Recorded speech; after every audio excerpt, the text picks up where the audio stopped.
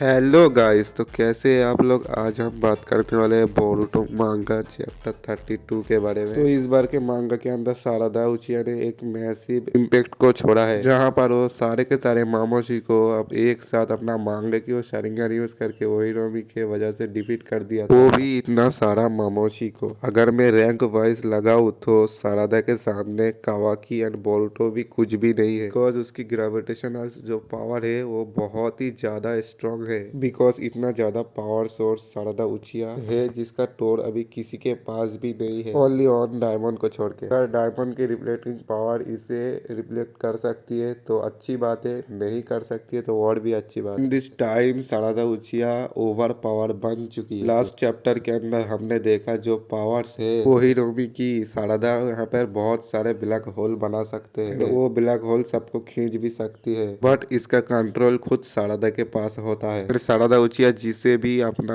आई से देखेगा वो इस ब्लैक होल में खींचता चला जाएगा, एंड तब तक खींचेगा जब तक वो ब्लैक होल में वो चिपक न जाए। एंड सेकेंड थिंग ये भी है कि ये ब्लैक होल ब्लास्ट भी कर सकता है, जैसा कि चैप्टर 21 में हुआ था रियो का टाइम में, जैसा कि उसे भी एक्सप्लोड कर दिया था, जिस पर सारादा उचिया का पूरा पूरा कंट्रोल था। यहाँ पर भी सेम वही चीज हुई। यहाँ पर जितना भी मामोशी आसपास घूम रही थी सारादा सबको देख सकती थी, एंड उन सबको सारादा ने ब्लैक होल में चिपका दिया एंड उस ब्लैक होल को एक्सप्लोड कर दिया। ये न्यूज किस चीज का है तुम्हें भी पता होगा, black hole. And black hole एक ऐसी चीज है जिसके आर पार कोई भी चीज नहीं जा सकती है, इवन लाइट तक नहीं जा सकती। और इससे बचना किसी ह्यूमंस को तो छोड़ो, किसी प्लेनेट भी नहीं बच सकता इससे। सेम इसी तरह का सारादा का ओहिरोमी भी है। इससे बचना इम्पॉसिबल सा लग रहा है, लेकिन हाँ, सारादा उचिया ने एक मांगेक्यू शारिंगन का वीकनेस बताया था, जो कि सारादा उचिया जिसको भी नहीं देखेगा वो मांगेक्यू शारिंगन उसके ऊपर यूज नहीं होगा। मतलब कोई भी पीछे से आके सारादा के ऊपर अटैक कर सकता है। ये रही बात सारादा उचिया की। एंड इसके बाद जो हुआ वो ज्यादा इम्पैक्टफुल था।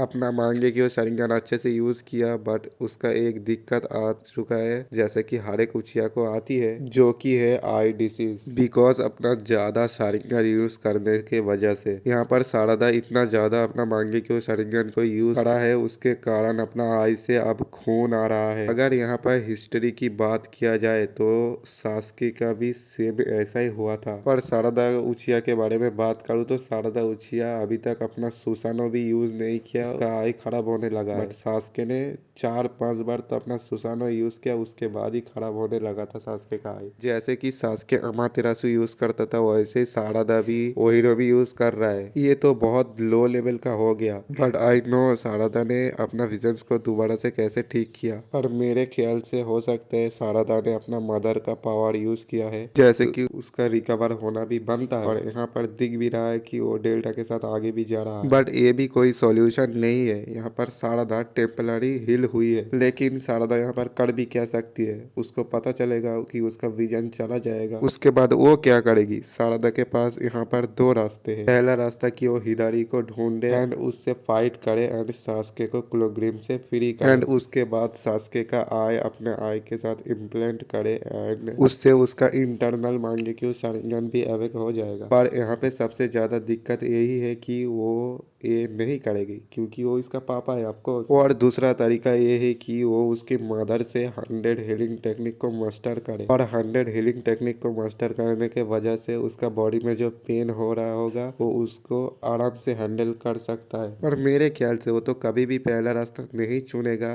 क्योंकि वो ऑफकोर्स उसका फादर है। वो दूसरा रास्ता चुन सकता है, 100 हीलिंग टेक्निक को मास्टर कर सकता है। और इसी के साथ ये वीडियो यहीं पर एंड होता है। सब लोग लाइक सब्सक्राइब कर देना।